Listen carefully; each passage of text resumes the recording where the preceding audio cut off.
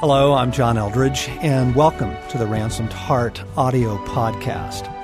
For more information on Ransomed Heart Ministries, our resources and events, please visit us online at www.ransomedheart.com. Welcome to the Ransomed Heart podcast. It is good to have you joining us, and especially today as we're continuing a series of interviews with Stasi Eldridge, who has authored a new book entitled Becoming Myself, Embracing God's Dream of You.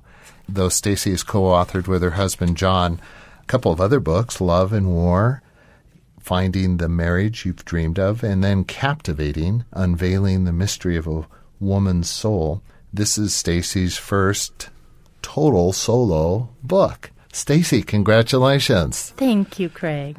You spend a good chunk of time just talking about our mothers. I'd love to read an excerpt, Stasi, and then just jump in. Excellent. I'm quoting from you. Did your mother value you was the title of this section. As a woman, your mother is your most potent role model. How she felt, what she thought, and what she believed had a direct effect on you. What our mom felt about her body affected deeply how we feel about our bodies. What she believed also affected what we believe, including what we believe is possible in relationships, what men are like, what marriage can be like, how happy we can be. Our mom impacted what we think is possible in life, what we can attain, achieve, and become, how high we set our goals and dreams, and even how we care for ourselves. Stasi, you write a lot about the impact our mothers had. I do, because it's huge, Craig. It's really, really core to who we are as women.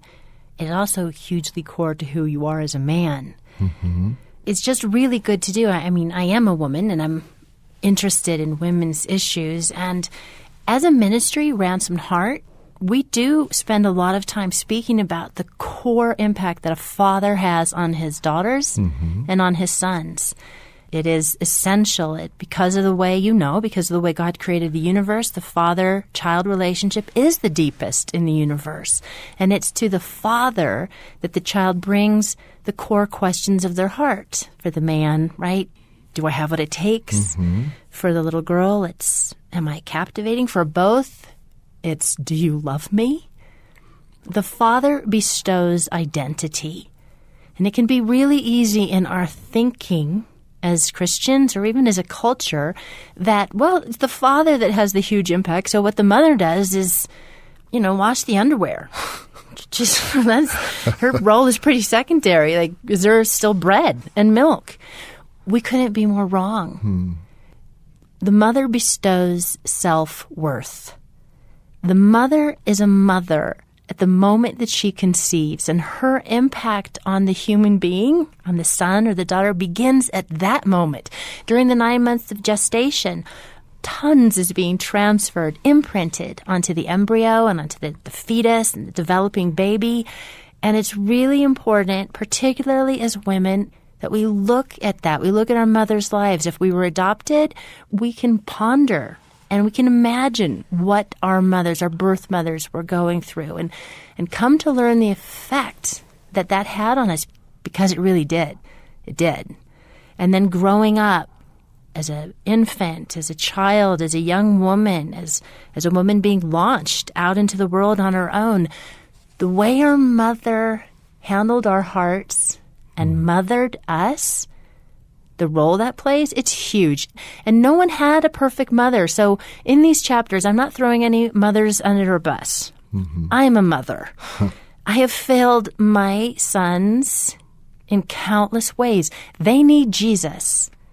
So do we. So does everyone. And yet, in order to receive the healing that we need from the things we did or did not receive from our mothers, we need to know what it was. For so many people, actually, it's the mother wound that is the mother of all wounds. So it's really important to look at it. Now, I can see a lot of us being really reluctant Some of us easily can identify a mother wound. We had a horrible mother, abusive mother, a neglectful mom. But for some of us to even go in the direction of a mother wound feels like you're crossing some sacred line, to even think in those terms. You're really right, Craig. It does, because it is sacred ground. The mother-child relationship is holy. It's beautiful, and it evokes so much emotion to us. Our mothers, we love them. We love them. And for most of us, the vast majority of us, they loved us to the best of their ability. So my mother, the truthful thing, she loved me. She loved me deeply and passionately. Did she love me perfectly? Far from it.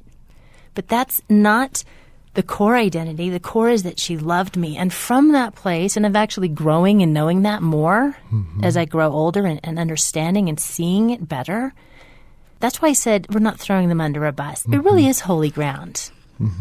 Stasi, really in a helpful way, you describe a number of different roles a mother has as a protector, as an initiator, as a nurturer.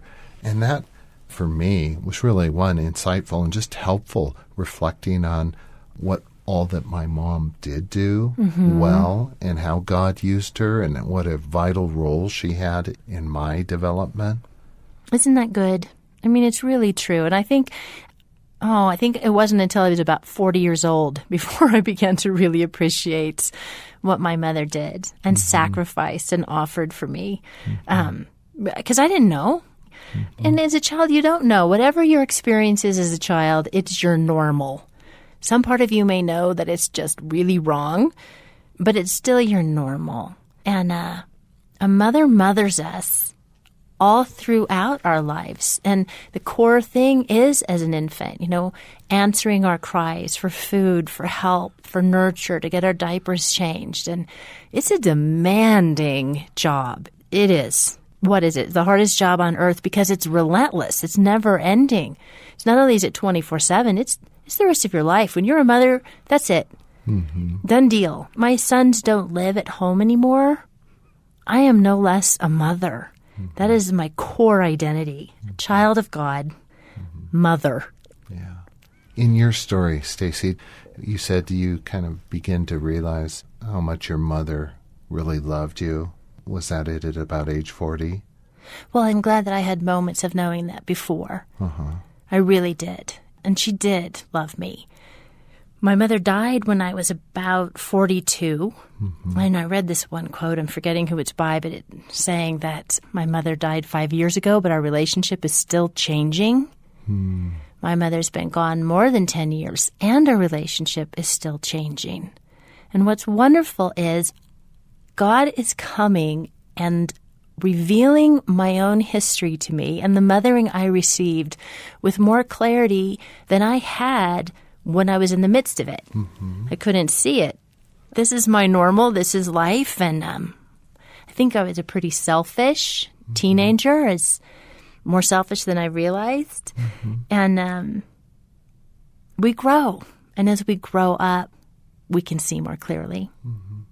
You put in this section of your book, as I read it, I just felt like God came for me. You put some words kind of out there on behalf of our mothers. I think most of our mothers' hearts would love to have said or say to us. And then you included a prayer that, as I read it, Stasi, I think as any other person would read it, was just a wonderful prayer of just kind of turning to God, gratefulness for what he's done to us, and looking to him for strength in anything we may not have gotten from our mothers. And he wants to provide it. This really is tender ground. It really is. And the truth is that we have a Heavenly Father. Well, he also mothers us. He's the source of mercy and nurture and comfort and provision and meeting the deepest needs in our soul that are deep. And he wants to continue to mother us. So we get to invite him in and to do that and to receive from God the things that we still need, that we either did receive, but no one received it perfectly. No one had a perfect dad. No one had a perfect mom. And we have a perfect one.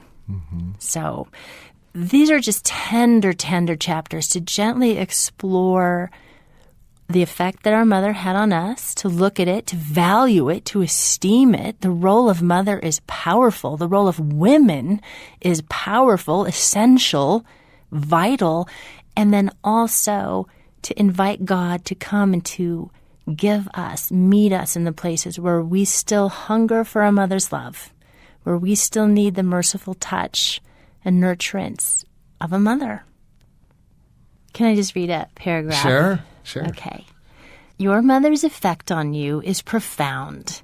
It is foundational, emotional, mental, physical, spiritual, and cellular. She played an enormously defining role in your life that began when you were in your mother's womb, continued on while you were an infant, and progressed through every stage of your life until this very moment.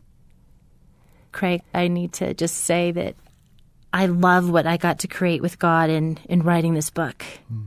But these 2 chapters in particular, looking at our mother and her effect on us, our mother ourselves, it wasn't too much to just have in one chapter. They're my favorite. Really, really important stuff.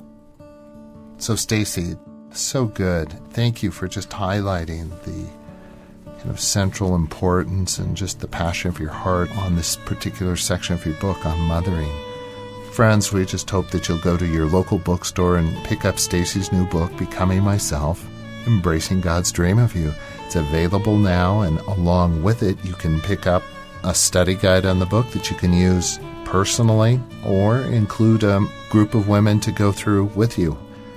You can also get more of Stacy at her Facebook page, and please swing by and check out ransomedheart.com for other resources.